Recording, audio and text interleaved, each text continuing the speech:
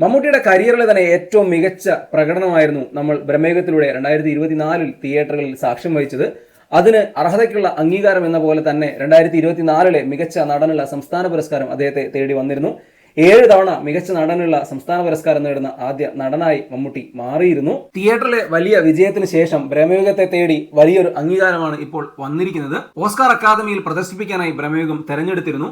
ഇന്നലെ ബ്രഹ്മയുഗത്തിന്റെ പ്രദർശനം നടക്കുകയും ചെയ്തു. മലയാളത്തിൽ നിന്ന് കുമ്മാട്ടി എന്ന ചിത്രത്തിന് ശേഷം ഓസ്കാർ അക്കാദമിയിൽ പ്രദർശിപ്പിക്കുന്ന ചിത്രമായി ബ്രഹ്മയുഗം മാറിയിരിക്കുകയാണ്. മലയാളത്തിൽ നിന്നൊരു സിനിമ ഓസ്കാർ അക്കാദമിയിൽ പ്രദർശിപ്പിക്കുക എന്ന് പറഞ്ഞാൽ അത് വലിയ നേട്ടം തന്നെയാണ്.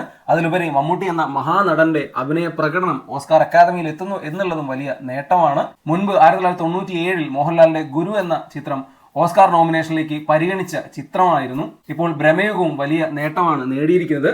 ഫിലിം ഫെയറിലെ മികച്ച നടനുള്ള പുരസ്കാര പട്ടികയിലും മമ്മൂട്ടി ബ്രഹ്മയുഗത്തിലെ പ്രകടനത്തിലൂടെ ഇടം പിടിച്ചിട്ടുണ്ട്.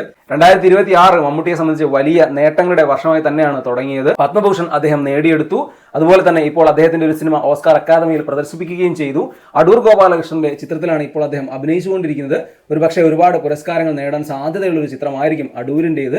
മമ്മൂട്ടിയെ സംബന്ധിച്ച് ഇനിയും പുരസ്കാരങ്ങൾ അദ്ദേഹത്തെ തേടിയെത്തുമെന്ന് ഉറപ്പാണ്. 2025 ദേശീയ പുരസ്കാരം പ്രഖ്യാപിക്കുമ്പോൾ മികച്ച നടനായി മമ്മൂട്ടി ബ്രഹ്മയുഗത്തിലൂടെ തെരഞ്ഞെടുക്കപ്പെടും എന്ന് തന്നെയാണ് പ്രതീക്ഷിക്കപ്പെടുന്നത്. അങ്ങനെ സംഭവിക്കട്ടെ. 4ാമതും മമ്മൂട്ടി മികച്ച നടനായി ദേശീയ തലത്തിൽ തെരഞ്ഞെടുക്കപ്പെടട്ടെ.